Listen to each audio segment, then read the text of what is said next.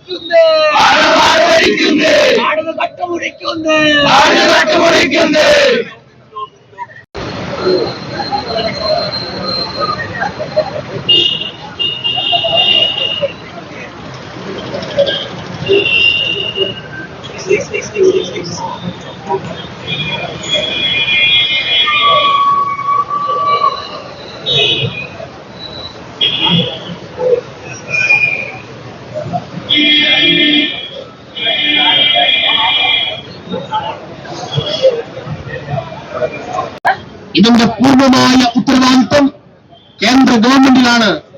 അവിടെ കേന്ദ്ര വിദ്യാഭ്യാസ മന്ത്രി രാജിവെച്ച് അന്വേഷണം നടത്തണം എന്നാണ് ഡിവൈഎഫ്ഐ ആവശ്യപ്പെടുന്നത്. 34 ലക്ഷം വിദ്യാർത്ഥികൾ, നിങ്ങൾ ആലോചിക്കുക, 34 ലക്ഷം വിദ്യാർത്ഥികൾ എത്ര മാസത്തെ എത്ര വർഷകാലത്തെ ത്യാഗപൂർവമായിട്ടുള്ള പഠനത്തിൽ കൂടിയാണ് ഈ പരീക്ഷ എഴുതിയിട്ടുള്ളത്.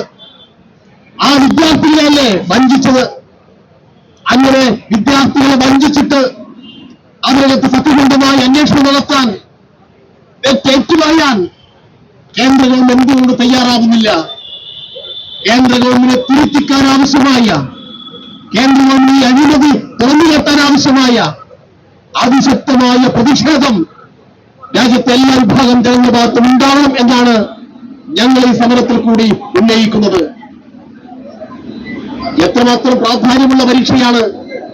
ഞാൻ തന്നെ വിശദാംശങ്ങളിലേക്ക് കടന്നു പോകുന്നില്ല.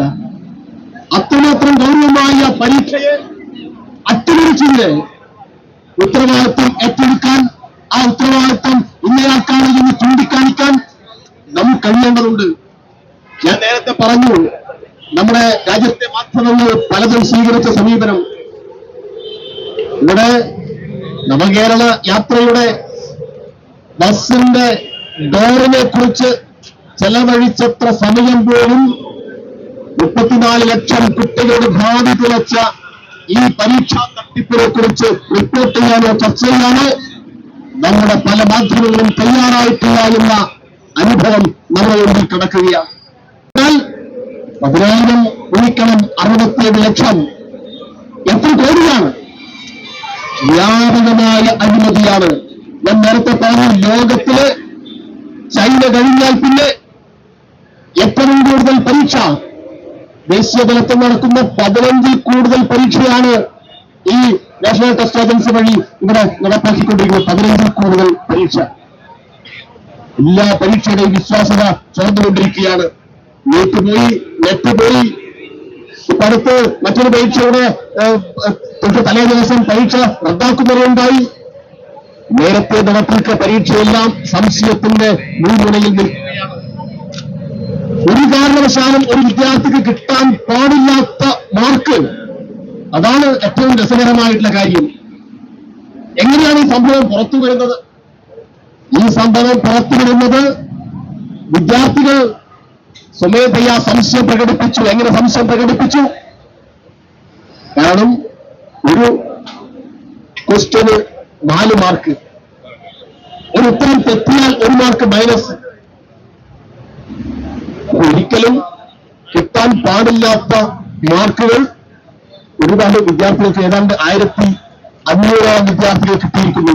വിദ്യാർത്ഥികൾ സ്വാഭാവികമായിട്ടും സംശയം പ്രകടിപ്പിച്ചു. 180 ചോദ്യം, 179 ചോദ്യത്തിന് ഉത്തരമെഴുതി ആൾ ഒരു ചോദ്യം തെറ്റിയാൽ സ്വാഭാവികമായിട്ടും 5 മാർക്കാണ് കുറയുക. നെഗറ്റീവ് മാർക്കുണ്ട്. പക്ഷെ കുറച്ച് കുട്ടികൾക്ക് നെഗറ്റീവ് മാർക്ക് ഒഴിവാക്കിയിരിക്കുന്നു. എങ്ങനെയെന്ന് അവർ വിശദീകരിക്കേണ്ടതുണ്ട്. അപ്പൊ ഇങ്ങനെ തട്ടിപ്പ് നടത്തുമ്പോൾ ഇത്തരം കാര്യങ്ങളിൽ അവർക്ക് സംഭവിച്ചിട്ടുള്ള അശ്രദ്ധയാണ്. ഈ കള്ളന്മാർക്ക് സംഭവിച്ചൊരു അശ്രദ്ധയാണ്. ഇത്രയും വലിയ ഒരു പരീക്ഷ, അതിന്റെ പേപ്പർ ചോർന്നിരിക്കുന്നു എന്ന് പൊതുസമൂഹത്തിന് മുമ്പിൽ എത്തിയിട്ടുള്ളത്. അപ്പൊ ഇവർ കഴിഞ്ഞ വർഷം നടത്തിയിട്ടുള്ള 15 പരീക്ഷ, 15 ദേശീയ പ്രാധാന്യമുള്ള പരീക്ഷ, ലോകത്തെല്ലാം എത്ര കോടിയായിരിക്കും ഇവർ അടിച്ചു മാറ്റിയിട്ടുണ്ടാവുക? എത്ര വിദ്യാർത്ഥികളെയാണ് ഇവർ പറ്റിച്ചത്? അതുകൊണ്ട് ഇതിന്റെ യാഥാർത്ഥ്യം നമുക്ക് മുന്നിൽ കൊണ്ടുവരേണ്ടതുണ്ട്.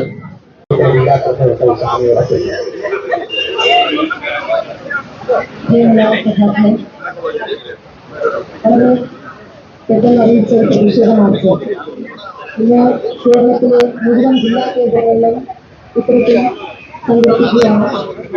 ഇതിനെ സ്വാഗതം ആശംസിച്ചുകൊണ്ട് സഖാവ് ഷിബു ഖാൻ ഉദ്ഘാടനം ചെയ്തുകൊണ്ട് സഖാവ്